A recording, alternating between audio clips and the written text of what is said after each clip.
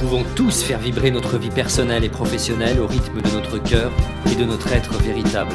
Chaque jour, je vous accompagne à oser une vie libre, épanouie et inspirante. Je suis Frédéric May, coach et créateur de sens et de potentiel pour l'être humain, et bienvenue sur ce podcast Oser ma vie.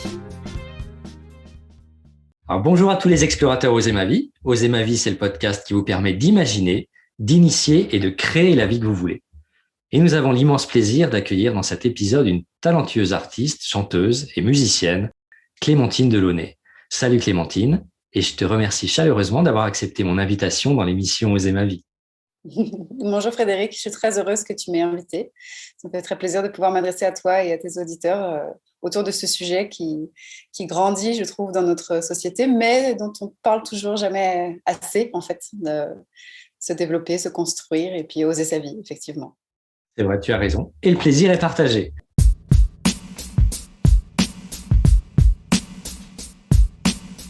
Tu m'arrêtes si je me trompe, d'accord ?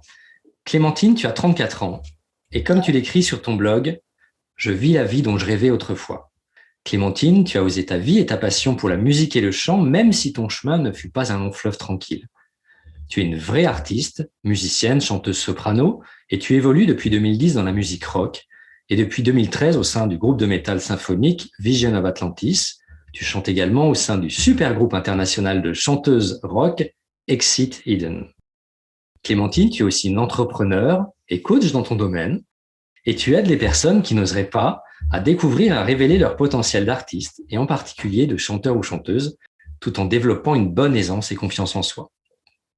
Ce que je trouve inspirant dans ton parcours, c'est qu'à un moment donné, tu t'es dit « Je ne me retrouve pas dans les modèles que la société m'impose et je vais tenter de trouver ma voie, celle dans laquelle je me sens bien à ma place. » Alors nous allons voir ensemble qui tu es vraiment, d'où vient ta passion et qu'est-ce qui t'a décidé à un moment donné d'oser ta vie autour de la musique. Puis tu nous partageras ton expérience, tes conseils pour oser vivre de la musique et de sa passion. C'est OK tout ça ? C'est super, beau programme. Bon. Et bien Clémentine, qui es-tu vraiment ?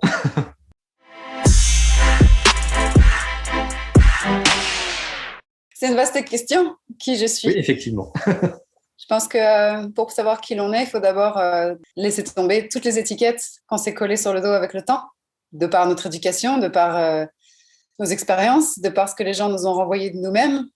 Puis parfois même, on s'affirme dans des voies en fait, qui ne sont pas les nôtres parce qu'on, d'un coup, c'est celle dans laquelle on a décidé de s'engouffrer parce qu'il a fallu suivre cette voie, parce qu'on se l'est obligé nous-mêmes. Alors, qui je suis ? Je suis une étincelle de vie au milieu d'autres étincelles de vie et je veux juste être là et en profiter et être heureuse et me connecter à d'autres formes de vie. Voilà. Après, cette forme de vie est devenue une fille. Je suis une fille quand même. Ça, je me définis par ça, même si j'ai l'énergie masculine, féminine, j'ai bien les deux comme tout le monde. Et des fois, je sens bien l'ambivalence. Mais je suis une fille, je suis une femme. Je suis aussi toujours une enfant qui rêve. Donc, en fait, l'âge, je m'en fous.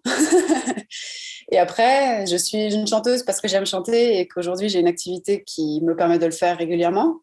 Je suis une musicienne parce que la musique m'a toujours touchée et que j'ai voulu en créer moi aussi. Je suis une artiste parce qu'au fond, j'ai envie de transformer la réalité et laisser une empreinte, faire partie de la création, en fait. Je trouve que, petite parenthèse, je trouve que l'humanité se révèle en créant. On a cette capacité-là de créer et je trouve que c'est là où l'humain montre le meilleur de lui-même, parfois. Et puis après, oui, j'ai osé des choses, j'ai osé entreprendre. Donc j'ai mon entreprise, effectivement. J'ai osé me lancer dans des projets. Voilà, j'essaie de rester la plus consciente possible et connecter à travers, aux autres et à la vie à travers ce que je suis profondément. J'ai juste envie d'être dans le partage, dans l'amour, dans la joie de vivre. Voilà. Merci. En tout cas, je vois que tu t'es aligné. En tout cas, tu as eu cette réflexion pour déjà sortir des modèles qu'on nous impose et aujourd'hui être toi et vibrer à ton rythme et au rythme de ce qui t'entoure. C'est chouette. Ça me parle beaucoup, bien sûr. Ce que j'aimerais bien savoir, c'est quel enfant tu étais, petite Clémentine ? J'étais une enfant extrêmement, très imaginative. J'avais une folle imagination, j'ai toujours, mais je me perdais dans mes mondes imaginaires. Mon jardin était un lieu d'expérimentation de toutes les expériences possibles. Je me prenais pour une princesse ou à la fois dans toutes sortes d'univers. En fait, je reproduisais les films que j'avais vus. Donc, je me souviens toujours avoir été débordant de fantasmes, d'une vie autre et puis complètement déconnectée de la réalité. Voilà, après, j'étais assez cérébrale. J'aimais beaucoup apprendre. J'étais très curieuse. J'aimais beaucoup la nature, les animaux, les documentaires. On m'a vite mis devant des documentaires quand j'étais petite et j'ai adoré ça.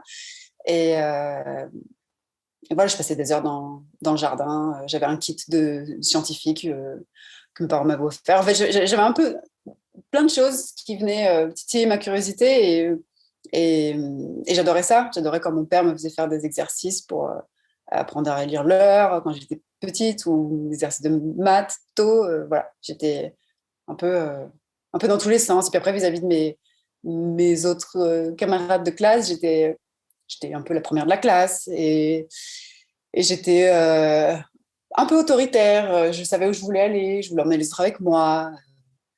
En maternelle, je me mettais de côté parce que parfois en récré, parce que non mais Clémentine, laisse les autres tranquilles. Arrête de les emmener dans des balades imaginaires. Comment la musique et le chant sont arrivés dans ta vie? Je pense que c'est arrivé quand tu étais jeune. La musique, le chant, la petite sirène de Disney. Voilà, ça n'a pas besoin d'aller plus loin. Mais les Disney, voilà, dans début des années 90, avaient des super chansons et ça donne très vite envie de chanter. Et puis quand on s'identifie aux princesses qui chantent, on a envie de chanter comme les princesses. C'est tout bête. Et puis assez vite, en fait, chanter, j'aimais bien. Et puis ça passe, j'avais une jolie voix. Je me souviens même en maternelle, on devait chanter à la fin devant les parents. C'était moi qui avais le micro. Et voilà, et en fait, j'ai toujours chanté. Je me souviens. C'est pour ça que me dire je suis une chanteuse, chanter fait partie de ce que je suis. En fait, j'ai toujours chanté, j'ai toujours trouvé de la joie à chanter, tout simplement. Et après, mes parents écoutent beaucoup de musique. Mon père est un grand mélomane, il a une collection de 1000 vinyles, il m'a fait écouter tout et n'importe quoi. J'ai grandi dans toutes sortes de formes de musique, donc ça aide à se forger une oreille, à se forger du goût, à se forger une ouverture à toute forme d'harmonie, parce que quand on passe de Led Zeppelin à Miles Davis ou Souchon, en fait, voilà, ça couvre une palette de sonorités différentes. Et puis, quand je ne sais plus quel vinyle de Chopin il a, et quand j'ai écouté le piano de Chopin, ça m'a vraiment beaucoup touchée. Et quand j'ai arrêté la danse, quand je suis arrivée à Lyon, j'ai voulu faire du piano pour ça. Ok, super. Tu as déjà répondu à une partie de la question, mais penses-tu finalement que ton enfance t'a tracé le chemin de qui tu es aujourd'hui? En fait, je pense, maintenant je le pense parce que avant je ne le pensais pas, mais si on suit l'enfant qu'on est, on se réalise fondamentalement. Parce qu'en fait, je pense que on a peut-être des attirances ou des affinités avec tel et tel hobby, telle ou telle occupation, tel et tel art, parce que quelque part, on est peut-être fait pour ça, je ne sais pas. Et en fait, quand on suit cet enfant-là qui fait les choses dans la joie et du coup qui s'applique et qui a envie d'apprendre et qui va aller plus loin, et en fait, on les fait super bien aussi. Et potentiellement, c'est là qu'il y a le succès qui vient en conséquence.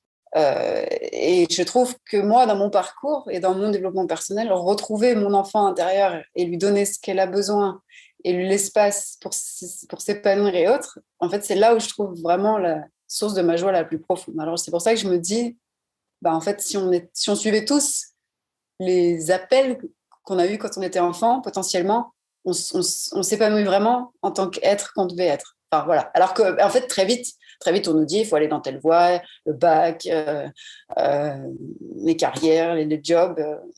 Très vite, en fait, on vient nous mettre du rationnel, alors qu'en fait, si on suit son intuition et ce dont on est fait, potentiellement, si on ne l'oublie pas, si on ne perd jamais de vue, on arrive peut-être au bon endroit pour soi. C'est vrai. C'est ce qu'il faut essayer de retrouver adulte finalement pour se reconnecter au meilleur de soi. Mais c'est pas toujours évident parce qu'on traîne parfois quelques casseroles quand même. Ah bah oui. Ils sont bien ancrés. Mais bon, C'est la joie du développement personnel et c'est pour ça qu'on est là aussi d'ailleurs. Mm.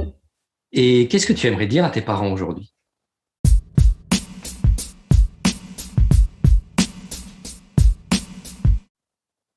Bah, déjà, que je les aime profondément et que je leur pardonne toutes les choses qu'ils ont. Je sais qu'ils ont fait de leur mieux. Je sais que personne ne naît parent en sachant être parent. Enfin, personne n'est parent avant d'avoir été parent, personne ne sait être parent avant d'avoir été parent. Donc en fait, ils ont appris en même temps qu'ils nous avaient. Et je sais qu'ils ont fait de leur mieux. Je sais qu'ils ont fait de leur mieux et que quand je vois leur propre histoire et d'où ils viennent, je me dis ils ont vraiment fait en sorte de ne pas répéter la même chose. Ils ont fait de leur mieux pour essayer de nous offrir autre chose que ce qu'eux-mêmes ont vécu, qui n'était vraiment pas facile. Et donc, du coup, je vois qu'eux-mêmes sont des enfants blessés, en fait. Qu'eux-mêmes, ils ont des manques d'affection, des manques d'ouverture. Eux-mêmes, ils ont été confrontés à des gens qui n'étaient pas ouverts émotionnellement, pas disponibles. Et de voir ça, ça m'a complètement réconciliée avec eux parce qu'en fait, leur peine, je la partage et je leur en veux pas de ne pas avoir été autre chose que ce qu'ils étaient. Après, ils m'ont véhiculé de super choses. Je suis la personne que je suis aussi parce que je tente de mes parents. Et aussi parce que je m'en suis affranchie, parce que j'ai vu des choses et que je me suis dit ça, je veux pas. Et je veux comprendre pourquoi et je veux pas refaire pareil.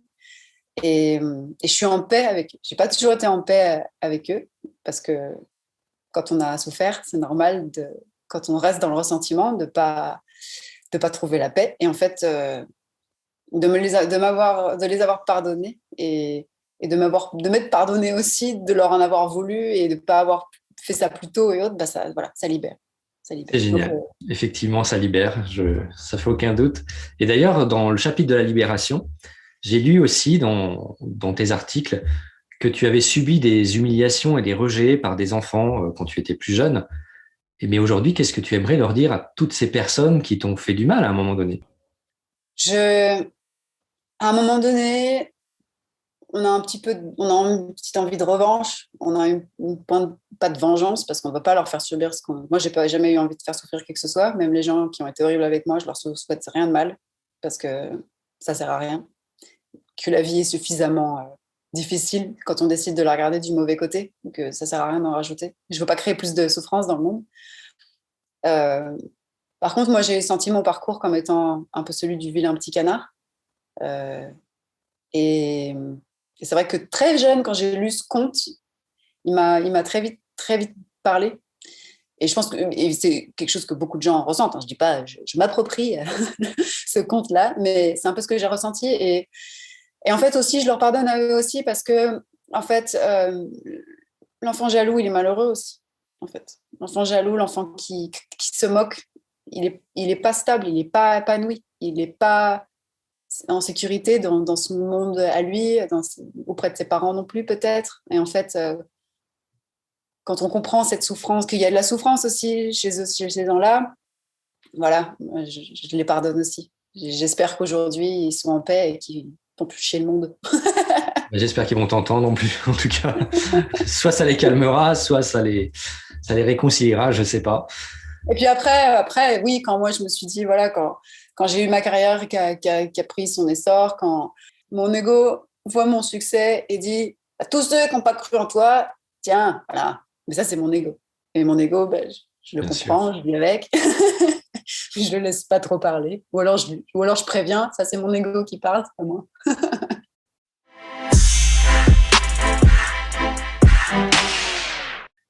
En tout cas, aujourd'hui, tu es une grande chanteuse lyrique dans plusieurs groupes de métal. Et à quel moment tu t'es dit, j'ose faire de ma passion un métier? C'est difficile parce que je suis encore là-dedans. Je suis Oui, encore dans tu es sur le le. chemin. Ouais, voilà. Parce en fait, il y a le moment, et je me suis rendu compte de ça. Euh, Comment on définit le mot artiste? Et en fait, quand on prend cette définition-là, dans le monde des professions, des gens qui vivent de quelque chose, on dit celui-là, c'est un artiste. Ah oui, mais il vit de quoi? Bon, et c'est un artiste. Donc, ça veut dire qu'il vit du fait d'être un artiste. Moi, aujourd'hui, dans le concret de ma vie, je ne vis pas exactement du fait d'être une artiste. J'ai un autre salaire du fait que je suis entrepreneuse et ce qui me permet, moi, d'avoir le temps d'avoir une vie artistique. Donc, moi, à un moment donné, je me suis dit, ouais, non, mais t'es pas vraiment artiste parce que tu gagnes pas ta vie par le fait d'être artiste. Et c'était un raisonnement qui m'a mené à ne pas assumer et à ne pas me comporter comme une artiste professionnelle parce que c'était pas ma vraie profession. En fait, c'est débile parce que je le fais déjà. Je vais sur scène dans des grands festivals, je pars en tournée dans plusieurs continents, j'enregistre des albums dans des conditions professionnelles. Donc, je suis déjà une artiste professionnelle. Mais parce que je m'étais mis comme idée préconçue qu'il fallait que je gagne ma vie avec, ben, j'arrivais pas dans mon état d'esprit à coller avec ce que je faisais. Et un jour, je dis, mais, il y a un truc qui va pas. Euh, Ta vie de rêve, tu la vis déjà. Et tu es une artiste parce que tu fais ce que tu fais objectivement et ce que tu arrives à faire objectivement. Et l'argent, il vient d'une autre manière, mais il te permet d'être l'artiste que tu es. C'est pas grave si c'est pas direct. C'est pas grave si ça vient pas de ça. Ça n'enlève rien à ce que tu fais. Et c'est là que j'ai enlevé cette étiquette que je n'avais pas vue, qui disait il fallait vivre de ça pour être. Ben non. Et en fait, aujourd'hui, beaucoup de gens se définissent par leur profession, par là où ils gagnent leur argent. Parce qu'ils disent, Exactement, oui. si je récupère de la valeur par ça, c'est ce que je suis. Ben non, en fait, pas forcément. Donc, Effectivement, pas du tout. Et ouais, puis, ce qui est le plus important, c'est de choisir qui on veut devenir finalement, mais les moyens par lesquels on veut le faire voilà, sont libres à tout à chacun. tout à fait. On n'est pas obligé d'en faire D'accord. le métier principal. Ça peut Non. rester un métier qui est alimenté par une autre activité qui va la financer. Mais je confirme en tout cas à tous que tu es bien une vraie artiste et que ça se sent quand tu es sur scène, quand on te voit, quand tu chantes. Donc, ça ne fait aucun doute. Que tu gagnes 1000, 5000, 10 000, 20 000 ou 30 000 euros, pour moi, je te verrai pas différemment. Et voilà. Alors, qu'as-tu osé faire pour y arriver?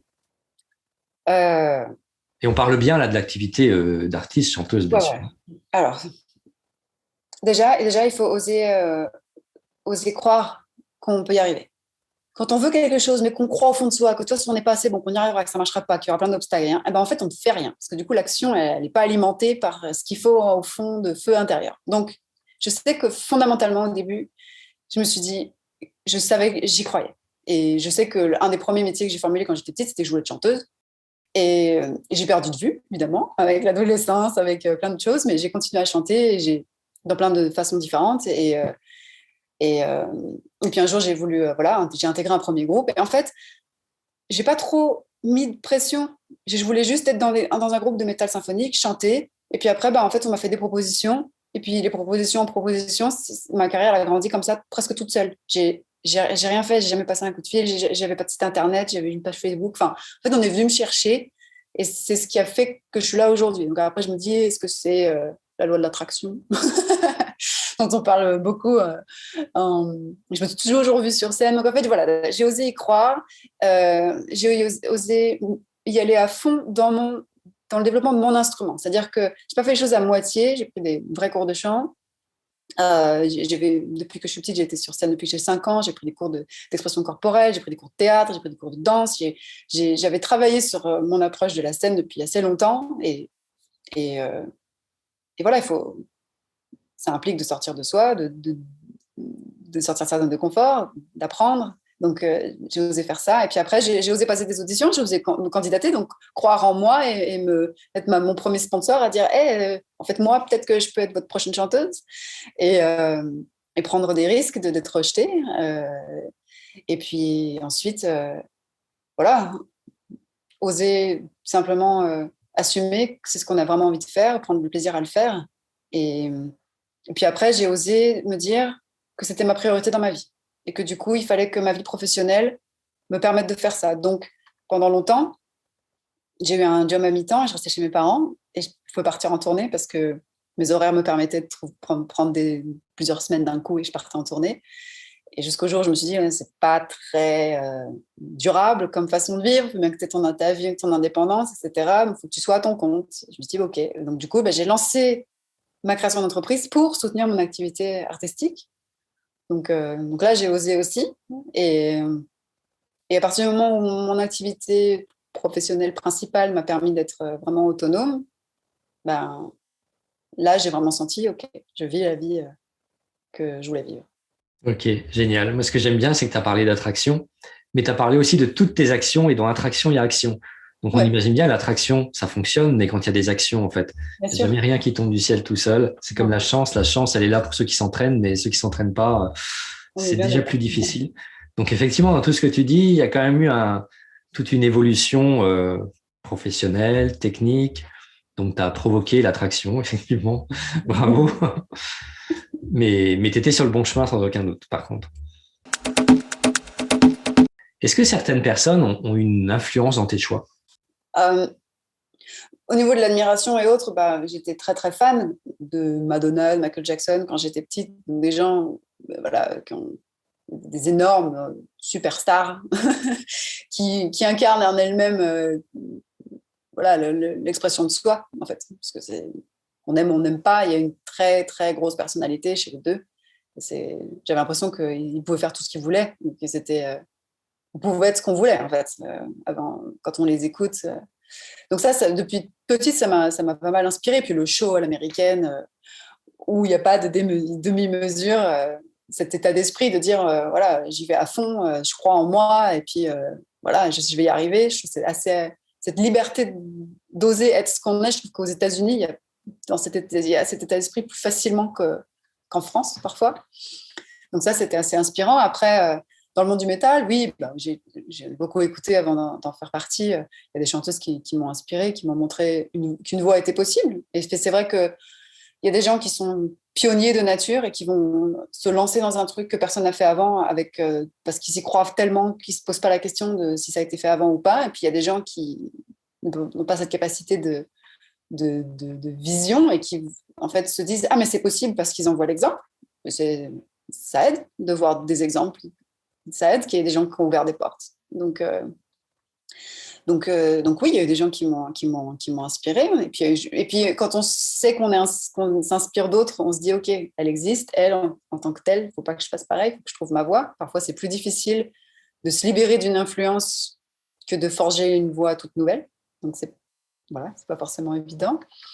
Et après, ben, en fait, comme je disais, on est beaucoup venu me voir. Donc, il y a des gens qui ont aimé ce qu'ils ont vu en moi et qui m'ont fait confiance. Les gens de chez Serenity, mon précédent groupe, les gens de Visions of Atlantis particulièrement, et de Exit Eden aussi. Donc, et puis Kai Hansen de Halloween qui m'a demandé de le rejoindre parce qu'on s'était bien entendu et puis parce que c'est des rencontres comme ça complètement hasardeuses, mais je ne crois pas au hasard. donc, euh, donc ces gens-là, voilà, ils ont cru en moi. Mon premier groupe aussi à Paris s'appelait Wisdom. Et, euh, et donc je suis très contente d'avoir fait partie. Voilà, c'était mon parcours. Excellent.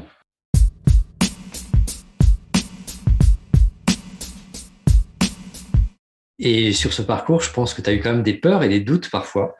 Quelle peur, quel doute, quel stress as-tu été amené à vivre sur ce parcours-là? Il y en aura peut-être d'autres, mais en tout cas jusqu'à aujourd'hui. Est-ce que tu as des souvenirs comme ça de grosses peurs, de grosses angoisses? Oui, par rapport à la musique que j'étais en train de faire, ça m'est arrivé de me dire, est-ce que c'est fondamentalement ce que j'ai envie de faire? Ça m'est arrivé de perdre connexion avec ce que je faisais ou la manière dont on le faisait, de ne pas être en accord fondamental avec le reste du groupe. C'est ce qui s'est passé avec Serenity. Je voyais les choses d'une certaine manière.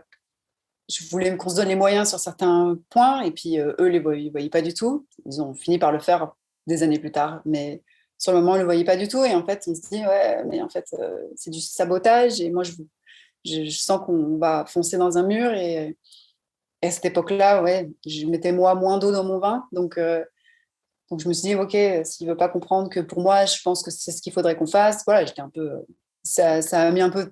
Ça a un peu dilué notre relation. Puis après, bon, il y avait des conflits sur le plan personnel, c'était différent. Mais grosse peur, alors non, plutôt des doutes, vous voyez, vis-à-vis du style musical, des doutes aussi au niveau plutôt du milieu dans lequel on est, la période musicale, se dire est-ce que je m'enferme pas dans quelque chose, est-ce que c'est fondamentalement la musique que j'ai envie de faire, est-ce qu'il y a encore de la place pour se renouveler dans ce milieu, voilà, mais c'est pas des choses qui, comment dire, viennent alimenter ou viennent perturber le chemin, en fait. Alors, est-ce qu'à un moment, tu t'es dit, je n'y arriverai pas, au risque de tout abandonner?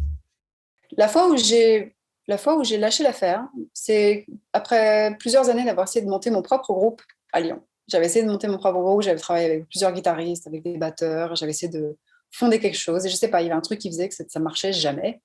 Ça marchait un temps, puis ces personnes-là se détournaient ou n'étaient plus disponibles. Tout le monde disait ah non, mais c'est du métal, oui, mais alors pas avec une gonzesse au chant. Alors ça, si, il y a eu de ça à une époque, avant que ce style-là ait un peu fleuri.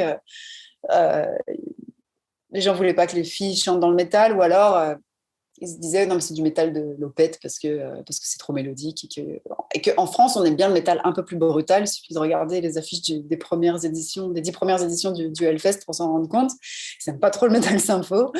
Donc je me suis dit ok, je retrouverai, j'ai du mal à trouver. Pendant des années, voilà, j'étais frustrée de ne pas arriver à rallemoter du monde dans ma ville autour d'un projet comme ça. Et puis moi, je sentais bien que je ne suis pas guitariste, donc écrire les riffs, j'y arrivais pas. Autant les mélodies, oui, mais je savais très bien qu'il fallait que j'écrive avec quelqu'un d'autre.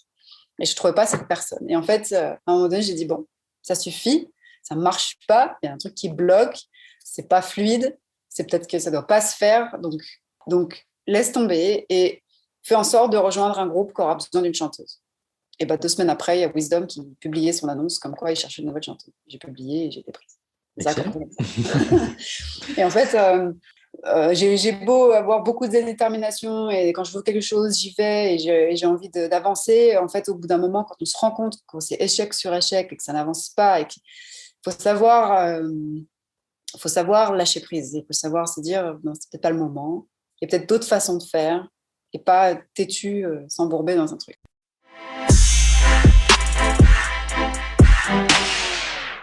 Si c'était à refaire, est-ce que tu referais la même chose aujourd'hui? J'ai envie de dire oui, parce que là où je suis aujourd'hui, je suis très contente. Ouais, Donc, super.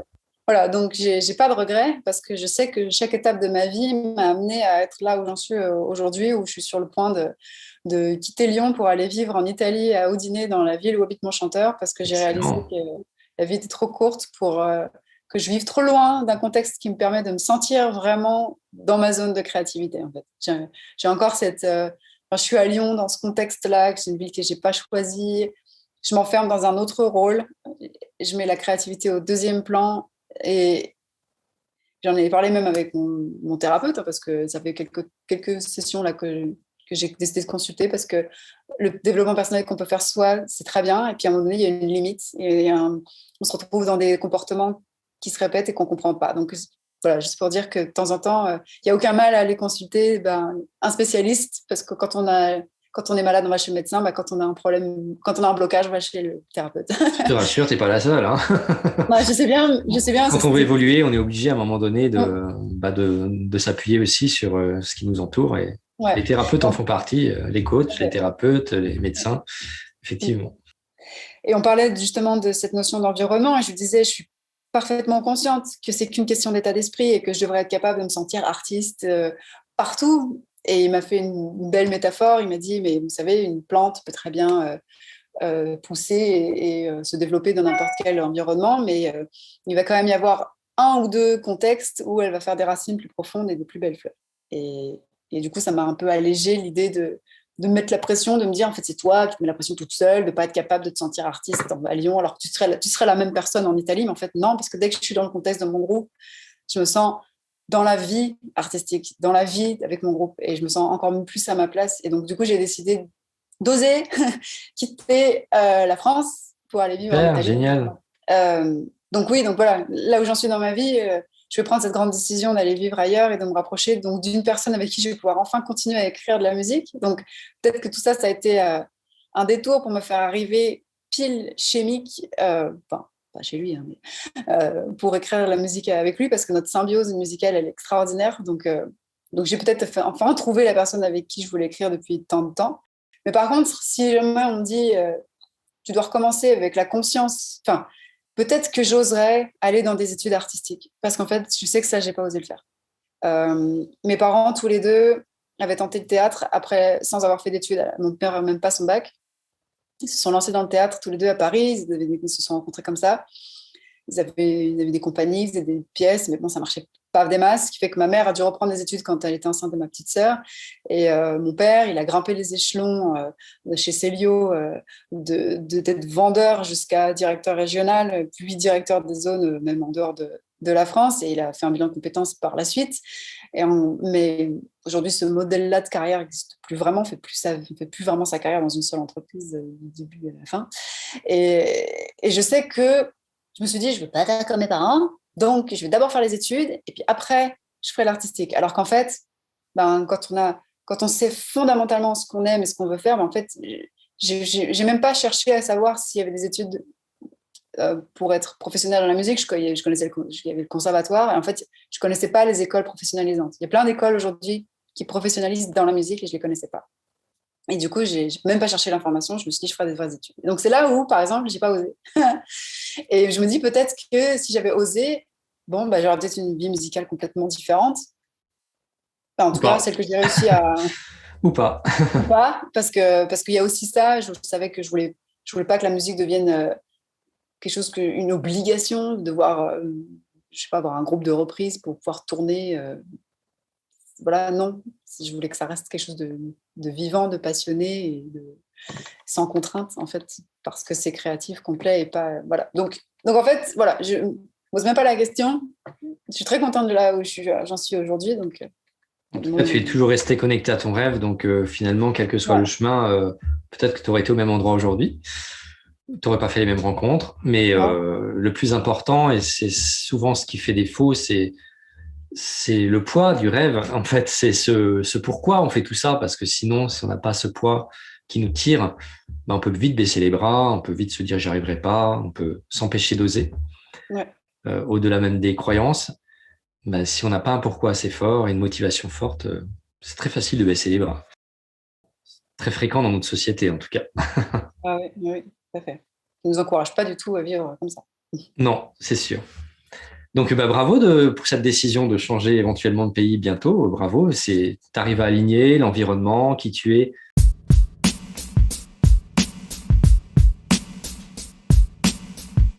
Alors, si tu veux, maintenant, on va parler de ton métier et puis des pistes et conseils qui pourraient aider toutes celles et tous ceux qui voudraient peut-être oser et se lancer dans une aventure musicale ou artistique, pourquoi pas, et puis toutes les barrières et les peurs que cela comporte. C'est OK? Ouais. Alors, comment devient-on aujourd'hui une chanteuse, une rockstar dans un groupe de métal international connu? Je ne sais pas si je possède la recette pour ça. Non, mais il y a ta réponse et en tout cas, il y a ton chemin, ton expérience. Ouais.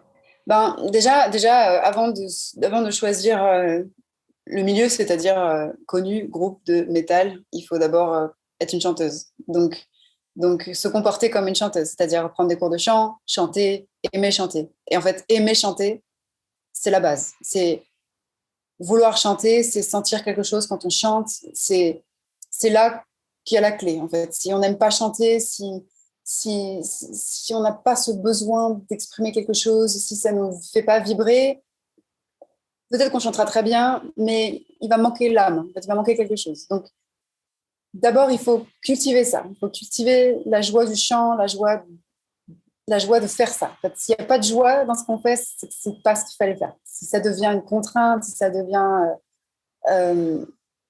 s'il y a autre chose qui nous passe par la tête quand on fait ça, ou si ça ne nous obnubile pas quand on le fait, c'est peut-être pas ce qu'il faut faire, enfin, de mon côté. Donc d'abord, déjà, chanter, développer sa voix, développer son chant, c'est super important. Développer sa présence scénique, c'est la deuxième clé, parce qu'en fait, il y a l'album et puis il y a le concert, c'est pas du tout la même approche. On peut avoir une voix magnifique et chanter parfaitement en studio et transmettre beaucoup d'émotions. Si sur scène, on n'appréhende pas la scène, on ne se l'approprie pas et on ne transmet pas sur scène, ça ne marchera pas. Donc il faut être un peu les deux. Il faut être dans le côté extraverti de la scène et être dans l'introspection totale pour être en raccord avec sa voix, qui est un peu la couleur de l'âme, hein, quelque part, je trouve. Donc ouais, d'abord chanter, ensuite l'équipe, le groupe qu'on va intégrer, les gens qu'on va être fédérés autour du projet musical que ce groupe-là va porter, c'est fondamental. Ils ne doivent pas forcément être les meilleurs musiciens du monde. Il faut que l'équipe marche, il faut qu'il y ait l'alchimie, il faut que ça puisse porter le projet, il faut que les choses avancent de manière fluide, de manière saine. Donc les gens, l'humain, des gens avec qui on va décider de faire la musique, c'est super important. Et puis après, il faut que la musique ait de la valeur pour soi et puis pour les autres. Qu'importe le style, il faut que construire une musique qu'on ait plaisir à jouer, plaisir à écouter en tant que personne. Parce que si on n'y prend pas plaisir à la jouer, à l'écouter, c'est difficile de vouloir que les autres aient plaisir à l'entendre. C'est un petit peu... Il faut d'abord la faire pour soi, la musique. Et puis après, voilà, essayer d'emmener les autres avec nous. Et aujourd'hui, il y a un autre aspect hyper important dans la musique, c'est le visuel. Il faut que le groupe véhicule quelque chose. Il faut que les chanteurs, les musiciens aient un look qui soit en cohérence avec ça ou qui véhicule quelque chose. Il faut se mettre en valeur vocalement, physiquement, ça fait partie. Et ensuite, voilà, simplement être la musique qu'on a envie de véhiculer, la porter au mieux possible, de manière très efficace et très pratico-pratique, savoir se servir des réseaux sociaux et en faire ce qu'on... Voilà, et être présent et connecter avec les gens. Aujourd'hui, ce qui est le plus important, c'est pas de faire des vidéos à 35 millions par vidéo pour impressionner la galerie. Ce qui va faire qu'un groupe va fonctionner, c'est la capacité qu'il va avoir à fédérer une communauté autour de lui, à travers les thèmes qui vont être abordés, à travers le thème du groupe s'il y en a un, c'est obligé, et puis à travers la personnalité des musiciens. Donc, il faut avoir une vie sur les réseaux sociaux, il faut avoir une vie en ligne, surtout aujourd'hui où la concert, c'est plus possible. Dans plein de métiers, voilà. C'est comme ça d'ailleurs. Ouais. Même dans le mien.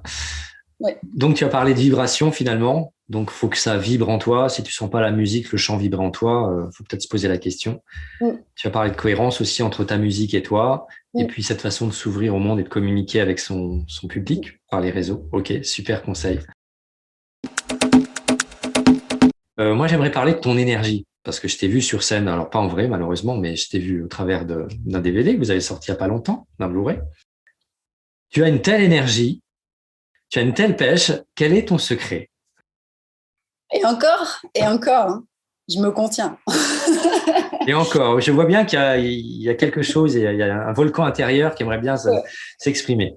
Alors, qu'est-ce que tu fais? Tu te prépares avant? Tu as une énergie qui te vient parce que tu es au bon endroit, c'est le milieu idéal pour toi et pour exprimer ce que tu as exprimé? Alors oui, en fait, la scène, dans ce contexte-là, c'est un de mes lieux préférés au monde. Je pense que, alors, je sais pas, là je tente une explication psychologique, psychologique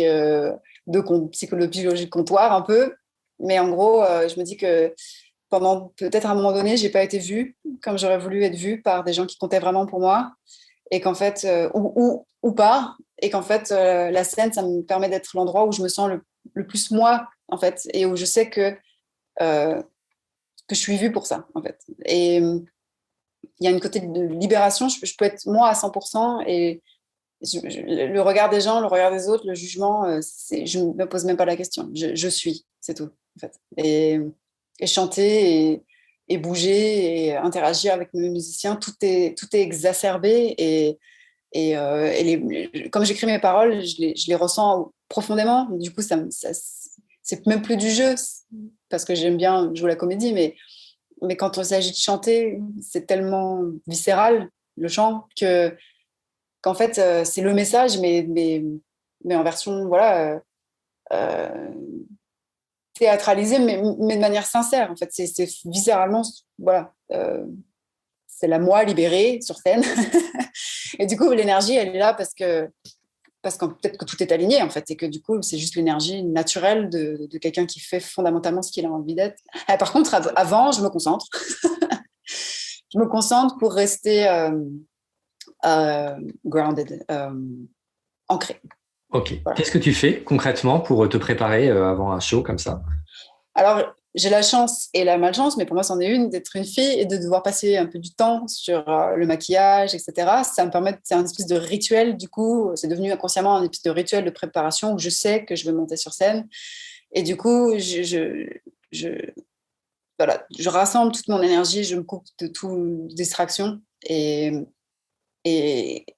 avant de monter sur scène, c'est ça que j'imagine, que je suis là, que je suis ancrée et que je suis là pour donner mon énergie, mais il ne faut pas que ça parte dans tous les sens. J'ai eu des jeux de scène vachement moins ancrés, justement, et je regarde les vidéos, je me dis, qu'est-ce que tu fais? Donc, faut travailler le jeu de scène quand même. Faut être soi, mais il faut aussi comprendre qu'il y a un contexte. Il faut canaliser. Voilà. Mais il fallait que je canalise. Quand je suis enthousiaste, quand je suis passionnée, quand je suis, voilà, ça fuse et voilà, faut que je canalise. En tout cas, c'est super à voir. N'hésitez pas à aller voir Clémentine sur des vidéos sur YouTube ou sur les Blu-ray de Vision of Atlantis. Je crois que c'est le seul que vous avez peut-être sorti, que toi Oui, tu as sorti. c'est notre premier Blu-ray de Parce la que c'est vrai, quand je te vois, moi j'ai envie de me laisser pousser les cheveux et de bouger la tête, quoi. Tu vois?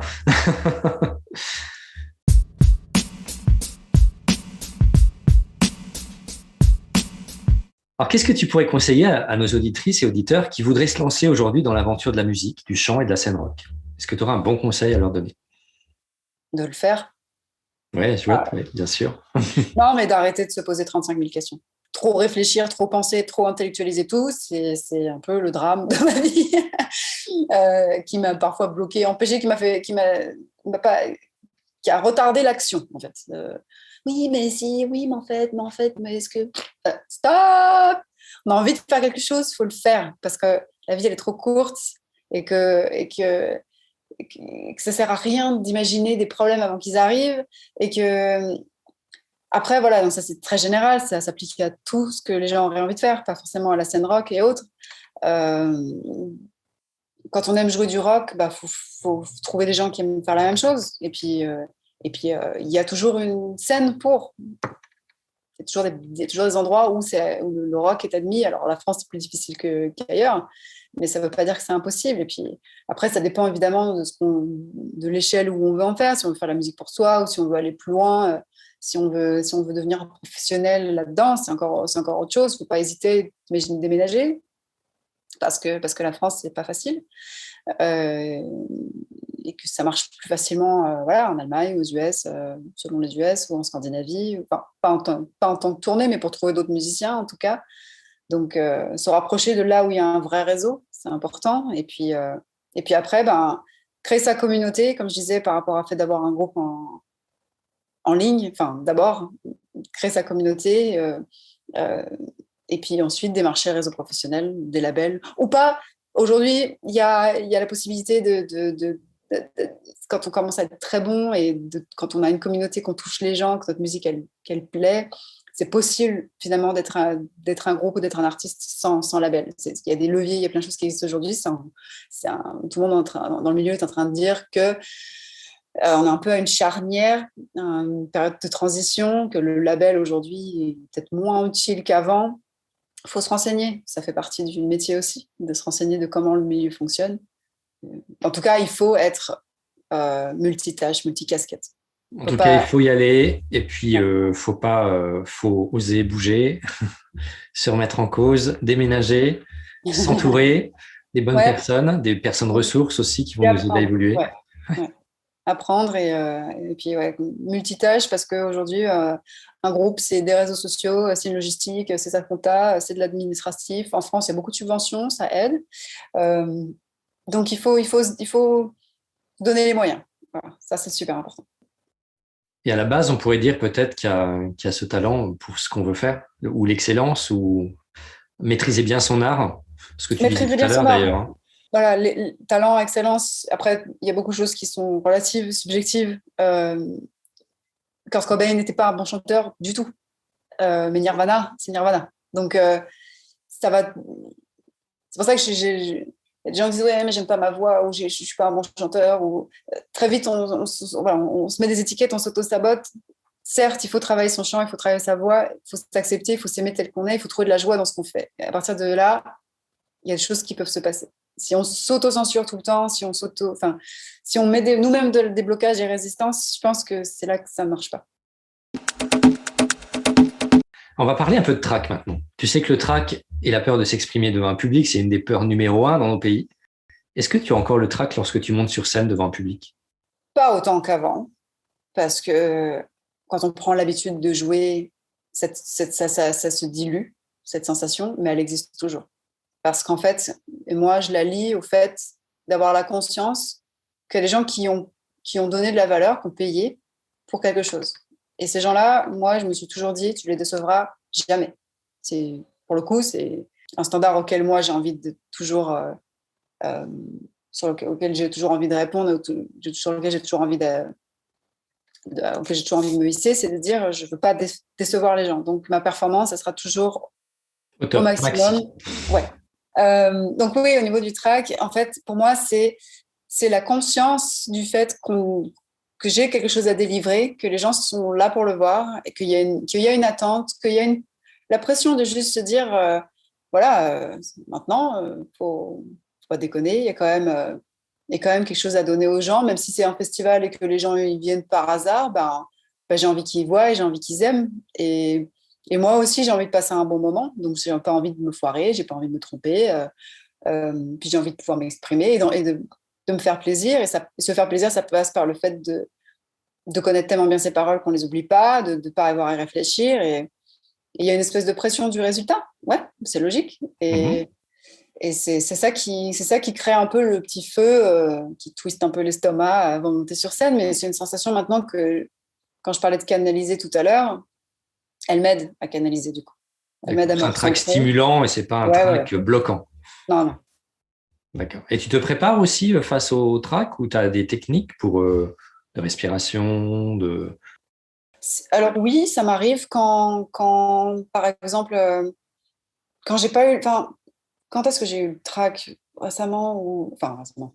En fait, je trouve que le track devient de plus en plus long quand sur un festival, par exemple, on est censé jouer à une certaine heure et que d'un coup il y a un problème technique qui va faire un delay de même 5 ou 10 minutes par rapport à l'heure à laquelle on devait jouer. Et ça, je sais que ces 5 ou 10 minutes-là qui n'étaient pas prévues sur le planning, on est prêt en fait, parce qu'on devait monter sur scène et il y a du retard. Et ben, ces 5-10 minutes-là, elles sont horribles parce que du coup, on n'est plus non, je suis prête, j'y vais, je suis prête, et d'un coup, on est coupé dans l'élan. Et en fait, Ouais, ça casse la moi, dynamique, quoi. voilà, c'est casse complètement la dynamique. Et là, il peut y avoir le track qui prend le dessus parce que d'un coup, ça va être, on va nous lancer dans, on ne sait pas trop quand. Et on perd un peu le contrôle sur ses émotions, en fait. Alors que quand on contrôle l'émotion du track et qu'on la canalise et qu'on s'en sert comme fuel pour l'énergie sur scène, moi, en fait, je me projette déjà dans le concert. C'est-à-dire qu'avant de monter sur scène, je vois comment je vais monter sur scène, je, je sais ce que je veux y donner, je visualise l'attente que je vais recevoir, j'imagine passer un bon moment, euh, je sais ce que je vais chanter, en fait, je me projette déjà là-bas. Et du coup, je trick mon propre esprit à croire qu'il y est déjà et ça aide à faire la continuité entre le moment où je ne suis pas encore et le moment où je suis pour de vrai. Et en fait, quand il y a une faille là-dedans, parce que d'un coup, il y a un retard, ça perturbe tout. Et ça m'est déjà arrivé de monter sur scène en stress euh, et puis de devoir me ressaisir dans les 30 premières secondes. Là, le stress peut prendre vite le relais, mais ça fait partie du métier de chanteur d'arriver à surmonter ses émotions. Parce que ça aussi, voilà, pour revenir à une autre question, l'émotion, il faut la transmettre, mais il ne faut pas la subir. C'est-à-dire que quand on est triste par une chanson, si on est tellement triste qu'on ne peut plus chanter, ben on n'est pas chanteur dans ces cas-là. Mais oui, voilà, l'émotion, elle se véhicule, elle se ressent, mais on n'en est pas la victime, sur scène comme dans la vie. Voilà. C'est vrai. C'est juste un message qu'il faut bien exploiter à un moment donné, mais tu as écrit, la confiance en soi n'a rien à voir avec la quantité d'amour et de louanges que vous recevez, c'est un arbre que vous arrosez de l'intérieur. C'est magnifique. En tout cas, j'ai traduit de l'anglais, donc, Oui, oui, mais c'est bien le reflet, je pense, de ce que tu voulais dire. tout à Est-ce que tu fait. peux nous en dire plus? Alors déjà, je voudrais, comme ça a été tiré un peu de son contexte, je voudrais juste dire qu'évidemment, recevoir des louanges, des compliments et de l'amour, ça aide à se construire sa confiance en soi. Je ne dis pas qu'il faut rejeter ou qu'il ne faut pas prendre en compte cet aspect-là. Quand on grandit ou quand on vit dans un environnement qui nous est nocif, H24, avec des gens qui nous brisent, qui nous soutiennent pas, qui nous rabaissent, qui nous disent qu'on ne va pas y arriver, il ne faut pas essayer d'imaginer arriver à cultiver sa confiance en soi. L'environnement, il est fondamental. Donc, tout ça pour dire que je ne dis pas qu'il ne faut pas avoir d'amour à l'extérieur pour construire sa confiance en soi. Je dis simplement que ce n'est pas en se nourrissant d'elle qu'on construit sa confiance en soi. Il manque un élément crucial. Il manque notre amour propre. Il manque en fait le fait qu'il faut d'abord s'accepter soi-même, s'aimer soi-même, s'encourager soi-même, être son meilleur ami. Et, euh, et comme je disais au tout début de notre entrevue, le fait d'arrêter toutes les comparaisons, tout ce qui nous ramène en fait des idées anxiogènes, qui nous font douter de notre valeur, qui nous font douter de tout ça, il faut se servir des idées positives vis-à-vis de soi-même en fait, voilà. Et s'il n'y a pas ça, les gens pourront nous verser toutes les louanges qu'ils veulent, c'est le puits de Danaïde, ça ne se remplira jamais. Ça ne se remplira jamais. C'est en soi que ça doit se trouver. Et ça y est déjà. Il faut juste retrouver, en fait, ce qu'on a perdu, parce que je pense qu'un enfant n'a pas confiance en lui. En fait, un bébé, quand vous regardez un enfant, il est lui dans la joie de son être, en fait. Et quand il a faim, il le dit. Et quand il est heureux, il sourit. Et il n'y a pas de « mais qu'est-ce que vous pensez les autres ?» Mais en fait, je ne m'aime pas. En fait, un enfant normalement constitué, ça c'est une chose que j'avais déjà lue, il est dans cet état-là, en plein dans son propre soi, en fait. Et je pense que ça, il faut arriver à le retrouver. Et ça vient de l'intérieur. Effectivement. C'est pour ça que j'ai relevé cette phrase, parce que j'aime bien effectivement les solutions sont à l'intérieur. Et quand on a des vides affectifs ou autres, parce que comme tu dis, un bébé, il a toute sa valeur.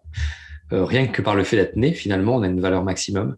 Tout Et à fait. après, effectivement, il y a tout ce qui nous entoure qui va faire qu'on développe de l'insécurité ou de la sécurité, un sentiment d'attachement ou pas. Et tout ça, après, il va falloir y remédier à un moment donné. Donc, soit on a les 6 premières années de sa vie eu cette construction idéale au niveau de l'amour de soi, au niveau de la confiance en soi, d'oser faire des choses, ou au niveau de la relation à l'autre. Et si on l'a pas eu, là, effectivement, il faut le construire à tout âge. On peut le construire, mais on n'est pas tous égaux à un moment donné. On est tous égaux à la naissance, mais pas. Ouais. Et encore, parfois, il y a quand même de la génétique un petit peu, mais voilà. En tout cas, c'était une belle citation. Bravo. Tu as mis plein de citations personnelles sur ton site internet. Allez voir le site internet de Clémentine Delaunay, clémentineDelaunay.com.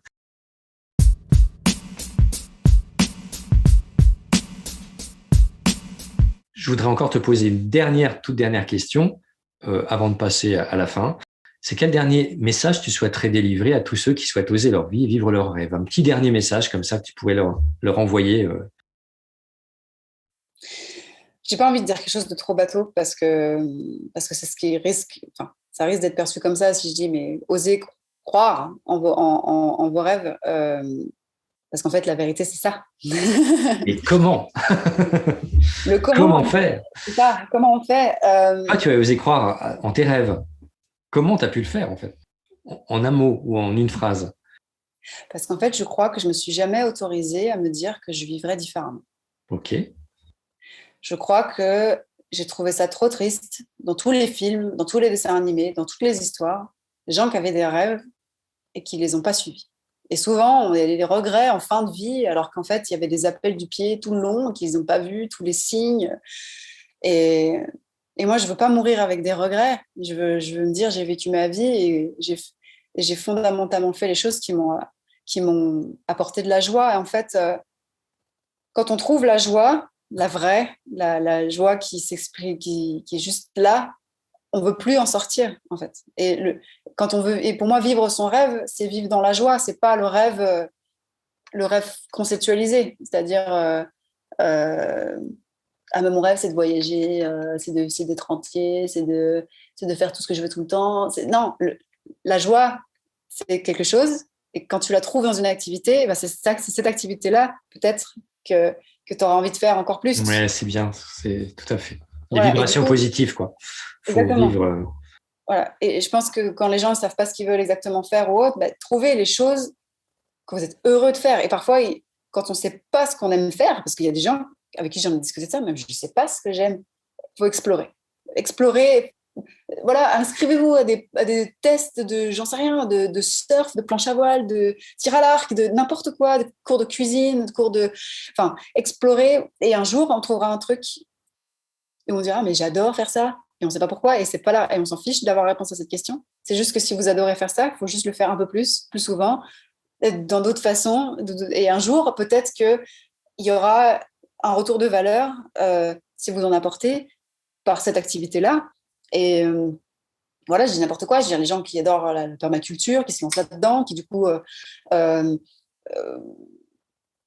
récoltent plein d'informations sur le sujet et finissent par faire des vidéos pour parler de permaculture, et ben peut-être qu'un jour ils deviennent experts et qu'en fait il y a des gens qui vont être qui vont s'abonner à leur contenu et qu'un jour ce contenu pourra être monétisé et c'est tout à fait normal, il y a de la valeur, il y a un échange de valeur et c'est juste parce que cette personne avait une passion à la base et en fait faut pas chercher à voir quand on dit vivre son rêve, vivre ne veut pas dire gagner sa vie avec de l'argent en fait. Et c'est souvent là où il y a un amalgame, je trouve.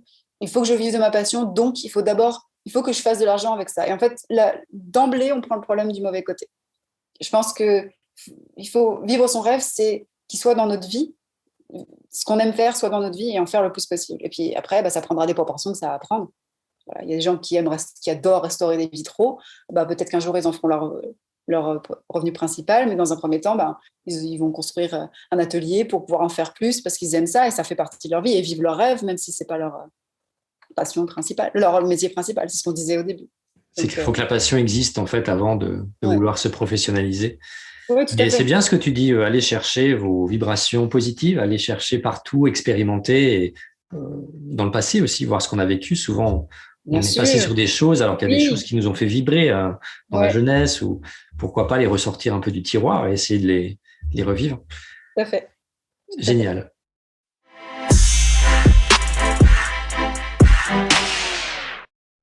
Écoute, je te remercie beaucoup et si tu vas bien, on va terminer par notre instant question-réponse flash. Voilà.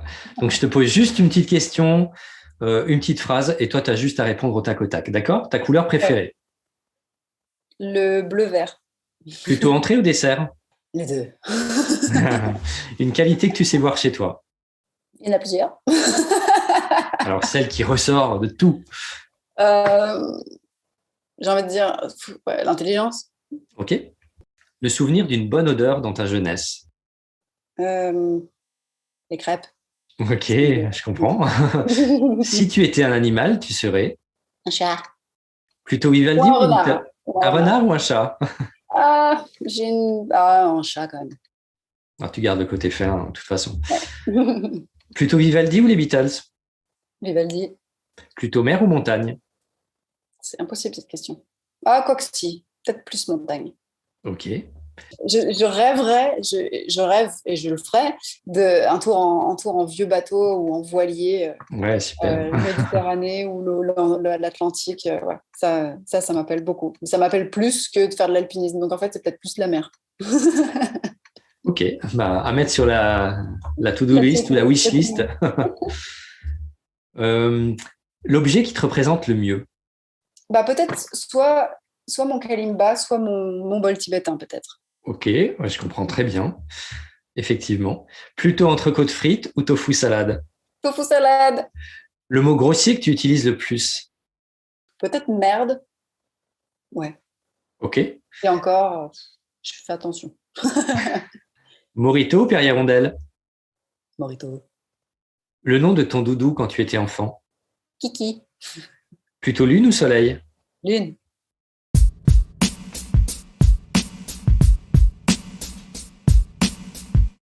Et pour terminer, je te poserai encore une toute dernière question. Quels sont tes projets pour cette année? Alors, déménager en Italie, apprendre l'italien, passer mon permis de conduire, commencer à écrire de la musique avec Mick pour le nouvel album de Visions, donc pas celui qu'on vient d'enregistrer, mais celui d'après, parce que en fait, on va avoir du temps. Écrire de la musique avec Mick pour moi, pour lui et moi, en fait, écrire de la musique tout court. J'ai le projet de reprendre mon blog, parce qu'avec l'écriture des paroles qui m'a pris tout le début de l'année, ça fait un moment que je n'ai pas écrit pour mon blog, j'aimerais reprendre. Et puis, ça, c'est le court terme. Oui, j'imagine qu'il y a plein d'autres choses. Comme moi, je vais être pas loin je vais habiter à Udine, j'aimerais aller visiter Venise, j'aimerais aller faire de l'aquarelle à Venise. Ok, génial. Développer l'aquarelle. Et...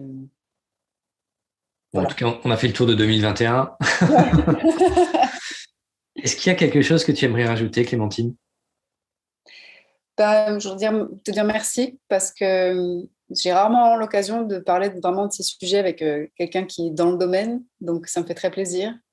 Et c'est un sujet qui me tient vraiment à cœur et avec lequel je sens une vraie fibre En fait, j'ai découvert tout un univers dans lequel il y a tellement à apprendre que c'est très motivant et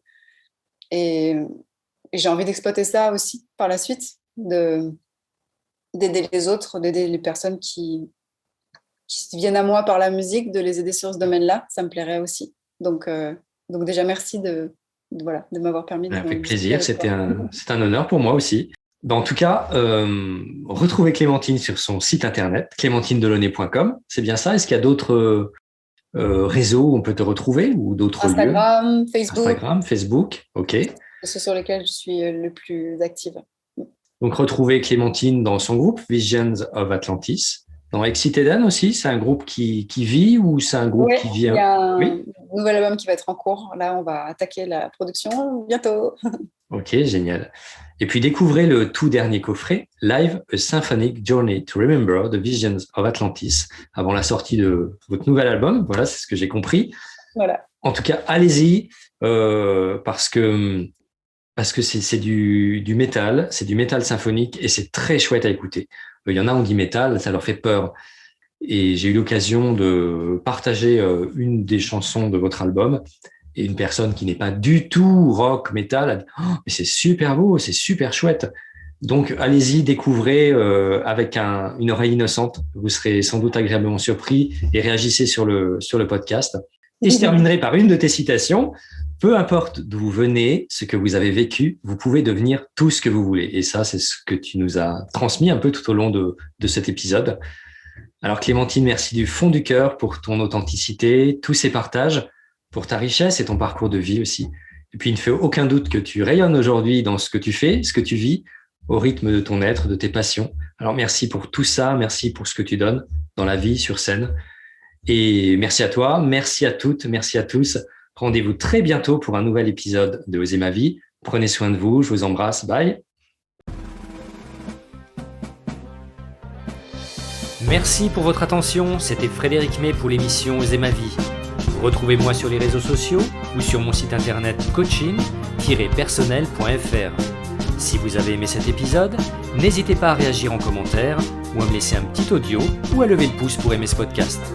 Enfin, je reste disponible pour vous donner toutes les informations sur mes accompagnements Oser ma vie, Oser mon job ou Oser mon business et établir avec vous un plan d'action personnalisé. Prenez soin de vous et à très bientôt.